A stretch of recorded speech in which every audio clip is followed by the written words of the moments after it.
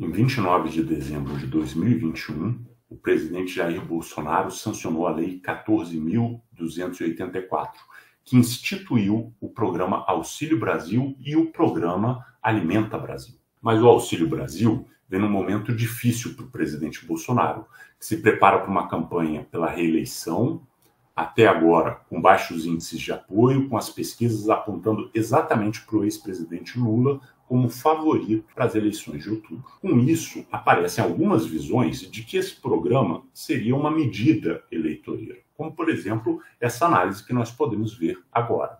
Bom, enquanto isso, o presidente Bolsonaro sancionou hoje a lei que institui o Auxílio Brasil. Só que ele vetou aí o trecho que proibia a formação de fila de espera e o artigo que define metas para as taxas de pobreza.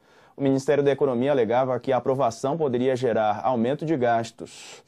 Bom, vou repassar aqui essa primeira pergunta dessa vez para o Sakamoto. Olha, as pessoas normalmente vão falar, nossa, vocês estão repetitivos, mas o Auxílio Brasil, essa recauchutagem do Bolsa Família, essa transformação do Bolsa Família, um programa reconhecido internacionalmente, que funcionava, que a população confia no Auxílio Brasil, um programa sem os mesmos condicionantes, sem as mesmas características técnicas, sem o objetivo de tirar as pessoas da pobreza, com um viés claramente assistencialista, que foi criado por Jair Bolsonaro, simplesmente com o objetivo eleitoral, simplesmente com o objetivo de garantir que Bolsonaro tivesse uma marca, tivesse um programa, tivesse alguma coisa para chamar de seu no ano eleitoral.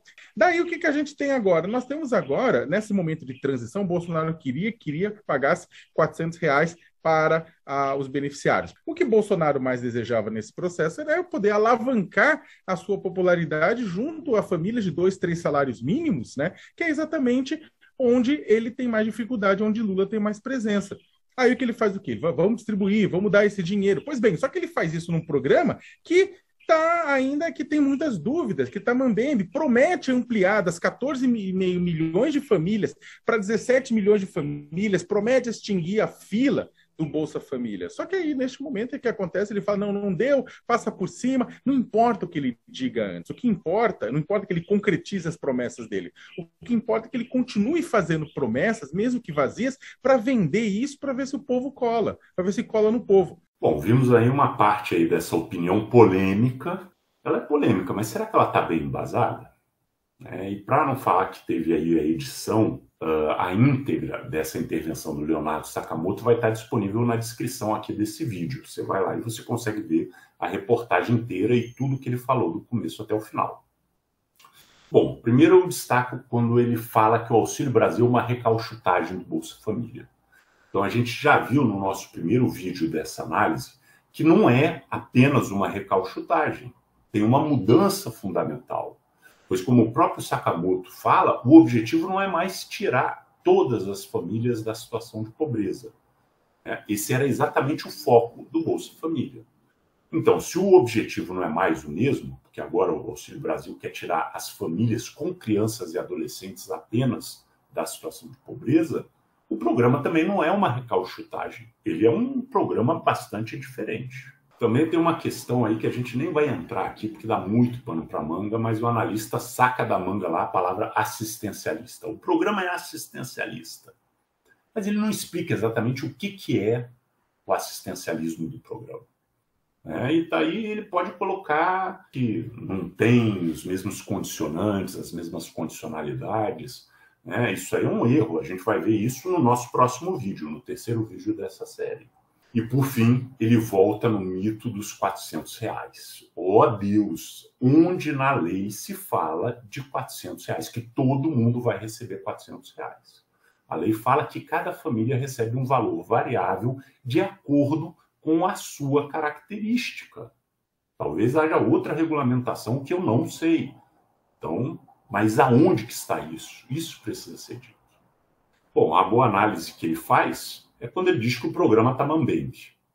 E está mesmo. E a gente vai discutir isso nesse vídeo aqui do Portal Transparência. A seção 3 do primeiro capítulo é uma seção, para dizer o mínimo, estranha. Vamos ver isso.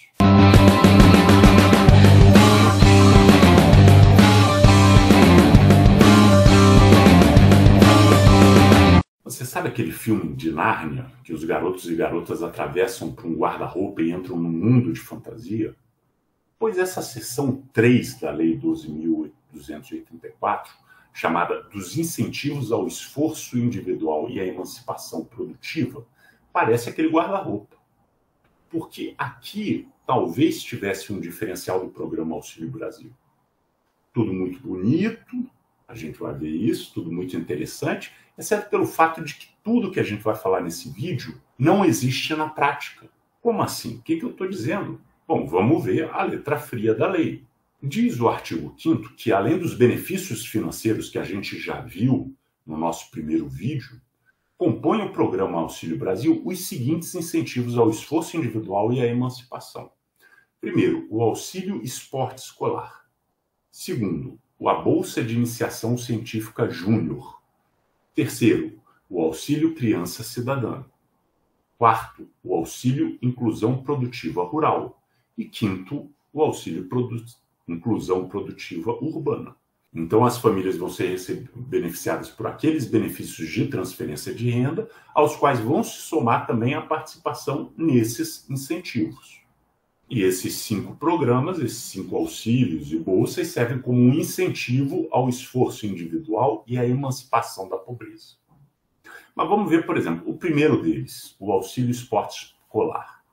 Diz o artigo 6º que o auxílio esporte escolar será concedido aos estudantes integrantes das famílias que recebam os benefícios previstos no artigo 4º dessa lei, né? Então, a família recebe o benefício financeiro, também pode ser beneficiada pelo auxílio esporte escolar, desde que os estudantes dessas famílias se destaquem em competições oficiais do sistema de jogos escolares brasileiros, nos termos do regulamento. Ok, agora vamos lá, o que é fundamental reter aí desse artigo? Primeiro, Jogos Escolares Brasileiros. Trata-se de um evento anual que tem mais de 50 anos de tradição no Brasil. E aí, segundo o regulamento geral desses Jogos Escolares Brasileiros, a gente entende que cada estado pode formar uma delegação de até 236 alunos para participar de várias modalidades. Ou seja, a gente está falando aqui de um auxílio que vai tratar de um benefício a um aluno que tenha um bom desempenho esportivo, mas é um número que não vai passar de 236 alunos por estado. Ou seja, a gente está falando de um máximo de 6.372 adolescentes que vão poder ganhar esse benefício. Só isso.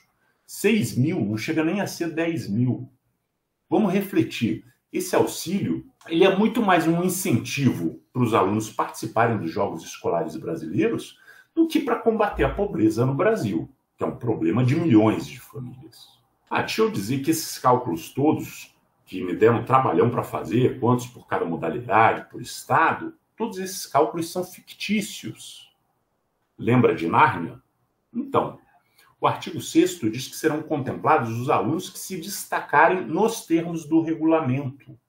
Isso significa, como já disse, que esse auxílio não existe. Ele vai ser criado. E quando ele for criado, vai ter um regulamento, e esse regulamento vai explicar o que significa se destacar nos Jogos Escolares Brasileiros. Eu contei uma coisa generosa. Todo mundo que participa se destacou.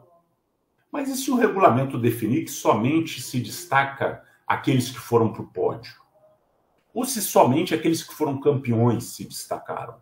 Esse número pequeno de 6.372 adolescentes vai ainda ficar menor. E qual que é o valor desse auxílio para estimular essa participação? Ninguém sabe. O parágrafo 6º diz que esse valor também vai ser definido nesse tal regulamento que não foi feito. E quem é que vai definir isso? Bom, pelo menos isso está claro. O parágrafo 7 diz que o ministro da Cidadania vai definir os procedimentos para gestão e operacionalização do auxílio esporte escolar.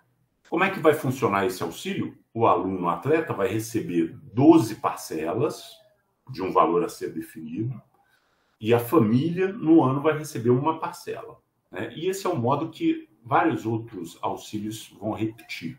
Por exemplo, se a gente continua analisando o próximo artigo, ele vai tratar da Bolsa de Iniciação Científica Júnior. Estabelece que será concedida a estudantes integrantes das famílias que estão recebendo os benefícios monetários, que se destacarem em competições acadêmicas e científicas de abrangência nacional, vinculados a temas da educação básica, nos termos do regulamento. Bom, aí você pesquisa no Google lá o que são competições acadêmicas e científicas de abrangência nacional. A gente chega, por exemplo, nas Olimpíadas Científicas. Será que é isso? Então, é aquela coisa de Nárnia. Pode ser, pode não ser. Bom, vamos ficar que seja isso. Olimpíadas Científicas. O CNPq diz que existe um sistema que abrange 17 diferentes Olimpíadas Nacionais que mobilizam milhares de alunos. Olimpíada Brasileira de Matemática, de Química, de Física, de Biologia, de História do Brasil, de Cartografia, de Agropecuária, de Robótica, Neurociências, etc, etc, etc. Mas assim, a gente primeiro, eu estou aqui falando, mas eu nem sei se são realmente todas essas Olimpíadas que vão ser consideradas para o efeito dessa bolsa. E, novamente, o que significa se destacar nessa competição? Então, essa bolsa ainda não existe, não foi pensado. O parágrafo 5º desse artigo diz que o ministro da Cidadania e o ministro da Ciência, Tecnologia e Inovação vão definir os procedimentos para a concessão e o pagamento das bolsas previstas. E o Ministério de Ciência, Tecnologia e Inovação vai regulamentar como é que vão se credenciar essas Olimpíadas ou outras competições que estejam nesse esquema de sistema nacional de competições ligadas à educação básica. Então, nem essas 17 Olimpíadas necessariamente vão estar lá. Mais uma vez eu digo, que nem eu falei para o auxílio esportivo. Essa é uma medida que vai ser boa para estimular que os alunos participem das Olimpíadas. Agora, para combater a pobreza, para estimular a emancipação das famílias da pobreza, nesse número tão pequeno de bolsas que vai ser, eu acho muito difícil. Temos ainda o Auxílio Criança Cidadão, o terceiro. E aí a coisa aqui complica demais. Diz esse artigo 8º que o Auxílio Criança Cidadã será concedido para o acesso à criança em tempo integral ou parcial a creches regulamentadas ou autorizadas que ofertem educação infantil nos termos do regulamento e será pago diretamente pelo ente federado subnacional responsável pelo convênio para a instituição educacional conveniada em que a criança estiver matriculada. Bom, a gente percebe que a gente está em Nárnia quando passa naquele trecho ali nos termos do regulamento. Lá no parágrafo 5º, a gente descobre que o ministro da Cidadania e o ministro da Educação vão estabelecer ainda as regras que não existem para definir o valor do auxílio, os critérios e os procedimentos mínimos para o atendimento aos beneficiários, as ações necessárias que vão ter para ter essa articulação entre União, Estado, Distrito Federal e municípios e os procedimentos para o acompanhamento, para o monitoramento, para a fiscalização dos valores repassados, além do controle social. Mas veja bem, aqui a coisa complica, não é porque ainda vai ser definido isso, porque tudo que está nessa seção ainda vai ser definido. A coisa complica porque esse auxílio ele não é uma transferência de renda, na medida que ele não é um dinheiro que vai para o bolso das famílias. Aqui a gente está falando de um valor que vai ser definido e que vai ser direto do governo sair para as creches privadas, creches que vão estar vendendo um serviço para o governo. Então você está juntando alhos com bugalhos. Uma coisa é um programa que dá dinheiro para as famílias, para combater a pobreza. Outra coisa é uma transferência de renda do governo para empresas privadas que estão vendendo um serviço, obviamente, para os beneficiários que são indicados pelo governo. Mas isso é outra coisa, é uma venda de serviço, não é uma transferência de renda. Então você junta na mesma lei duas coisas diferentes. Já existe hoje vários municípios que contratam vagas em creches privadas. Nem por isso eles dizem que isso é um programa de transferência de renda. E para você ver como é que é uma coisa estranha mesmo, que complica no entendimento da arquitetura do programa, olha só o parágrafo 1º.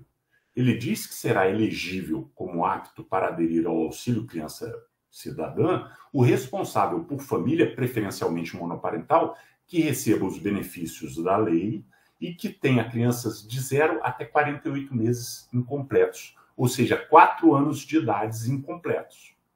A gente já falou que a lei dá uma ênfase na questão da infância e da adolescência, mas quando você vai lá ver o benefício primeira infância, a prioridade é para crianças de 0 a 3 anos. Aí a gente vai falar de creche, a prioridade vai para crianças de 0 a 4 anos. Por que isso? Por que mudou? Por que não é 0 a 3 anos? Porque 4 anos é a idade de frequentar a creche previsto na política de educação. Então, se a gente está falando de benefício, transferência de renda, a referência é uma, idade de 0 a 3 anos. Se você está falando de creche, a sua referência é outra. Mas tem mais confusão. O parágrafo único do artigo 13 diz que as crianças beneficiárias do Auxílio Criança Cidadã terão prioridade no atendimento na fila por vaga em creche no município ou no Distrito Federal. Ou seja, a prioridade, a fila, não vai ser mais definida no município, mas pelo governo federal. E aquela coisa lá que falou de gestão compartilhada. Então a gente está vendo assim que você colocou aqui um ET dentro dessa lei e ela complica muito a organização, a estrutura de um programa coerente. Mas, pelo menos, a gente pode ficar calmo, porque todas essas dúvidas ainda pertencem ao mundo de Nárnia. Porque a gente só vai poder saber verdadeiramente o que é e como é que funciona esse Auxílio Criança Cidadã quando o tal regulamento do programa vier à luz. Temos ainda o Auxílio Inclusão Produtiva Rural, previsto para agricultores familiares que recebem o benefício. Em troca desse auxílio, eles vão ter que fazer a doação de alimentos para o programa Alimenta Brasil, que é o mesmo criado nessa lei. Como que serão essas regras? O parágrafo 1º do artigo 16 diz que elas serão estabelecidas pelo grupo gestor do programa Alimenta Brasil, que é discutido no artigo 31 dessa lei. E aí, como a gente está em Nárnia, né, o grupo um dia vai ser criado, ele não existe. E, por fim, tem o Auxílio Inclusão Produtiva Urbana. Outra confusão. Por que eu digo isso? Porque aqui, mais uma vez, é um auxílio de um programa de transferência de renda, mas que não vai transferir a renda diretamente para o bolso das famílias, pelo menos num primeiro momento. O que é esse Auxílio Inclusão Produtiva Urbana? É uma poupança individual que vai ser feita em nome de cada membro da família que conseguir melhorar a renda familiar total. Então, a gente está falando aqui de alguém que consiga um emprego formal, também consiga um trabalho autônomo, que faça um microempreendimento individual. Estamos sempre falando de modalidades de trabalho que são previstas, são aceitas pela Previdência Social. Como já foi explicado no primeiro vídeo dessa série, a regra para fazer parte do programa é ter uma renda familiar per capita baixa. Ou seja, todas as rendas recebidas, divididas pelo número de membros da família, tem que ficar abaixo de R$210. Se o cidadão consegue um emprego formal, ganhando, por exemplo, um salário mínimo, R$ 1.210,44, corrigidos para 2022. Tá? Mas esse cidadão tem esposa, tem 4 filhos. A sua família, mesmo com ele ganhando esse salário, vai continuar numa situação de pobreza, porque dividindo esse valor por 6, dá menos do que R$210 por cabeça. Logo, ele mesmo conseguindo esse salário, ele vai continuar no programa. Tá? Mas a questão aqui é, quanto mais você conseguir contribuir com a renda familiar, de tal forma a se aproximar da saída do programa, de cruzar a linha de pobreza, você vai ganhando uma poupança que vai sendo criada.